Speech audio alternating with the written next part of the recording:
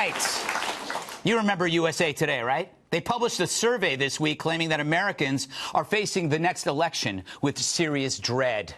But dread of what? Liz Warren dancing? Beto talking? Another Joe Biden gaffe? Yes, I remember when I was president of Peppermint City in Candyland, and my roommate Barack took a spaceship to Six Flags, and I got a snow cone with Larry the Cable Guy. It's like he's a 10-year-old telling you one of his dreams. No, this is dread of an election result that can't be trusted. Well, what could have influenced our outlook? The worst-case scenario that the president is a foreign agent suddenly feels very palpable. Do you still believe the president could be a Russian asset? I think it's possible. The noose is tightening around the Trump campaign. Many are saying this is a day that will live in infamy. And that's true. They say it will be remembered as the day the presidency, as a symbol of America's protection, died. Wow.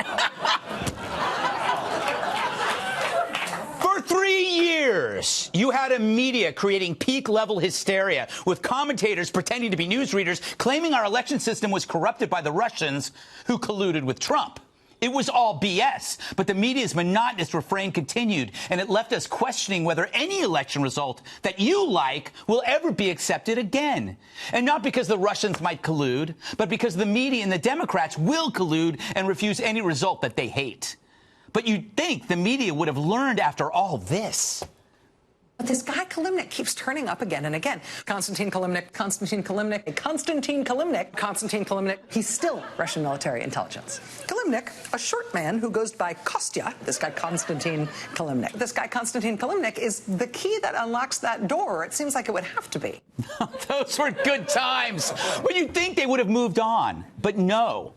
See Lawrence O'Donnell, a play in 2 acts. This single source close to Deutsche Bank has told me that Donald Trump's loan documents there show that he has co-signers.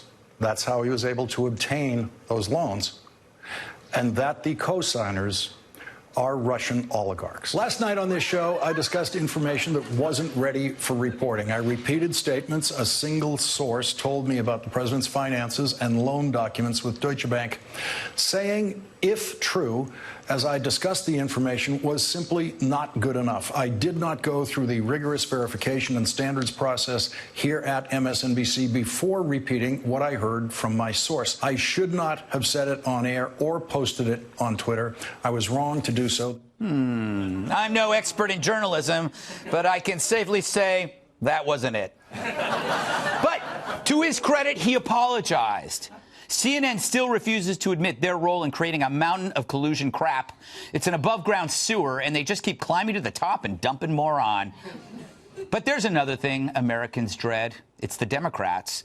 The ones leading the pack of candidates, they're pretty old. How old, you say? Well, we dug up some pictures from Bernie, Joe, and Liz's childhood. So easy. So now voters are worried, and me too. Age is a big question. It's one that this show takes very seriously. Every morning with our Dulcolax. Roll it.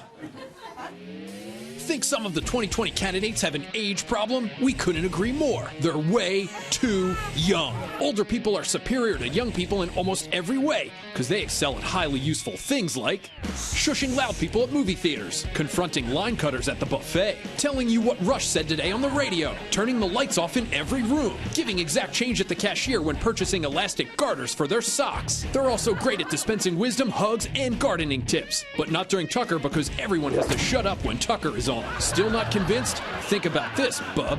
You recently built a wall playing Fortnite, but your grandpa strangled a Nazi on the beaches of Normandy. You call in sick from work after a bad night of sushi, but your grandma beat polio, then built your crib by hand while smoking a pack of Lucky Strikes. You spend weekends drinking mimosas at bottomless brunch, but your great uncle illegally distilled his own moonshine in the bathtub, shanked gangsters who wanted to steal it, then sold it to the cops for a massive profit. So if you want the Oval Office furniture covered in plastic with a president who once got a root canal without painkillers, vote for the super old candidates of America!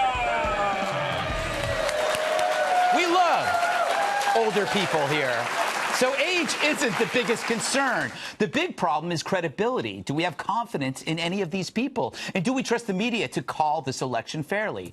I mean, these are the people who believed Comey, the guy who leaked phony info to the media and then demanded an apology after leaking phony info to the media. In his head, he believes the report vindicated him. And so he sees himself rounding the bases after hitting a grand slam, when in reality, he just crapped his pants at the prom. I know from experience. So it's no wonder Americans are filled with dread. But you don't have to be. There are way more important things to fear. You know what I dread? Any medical procedure involving a tube. Any new Red Hot Chili Peppers album. A child with sticky hands who wants a hug. I dread getting recognized at a bar by people who think I'm Brian Kilmeade. I dread the scent of Lou Dobbs's gym hamper. You know what? I dread office elevator conversations. From Monday to Wednesday, it's, so, how was your weekend? And then from Wednesday to Friday, it's, so, do you have plans for the weekend?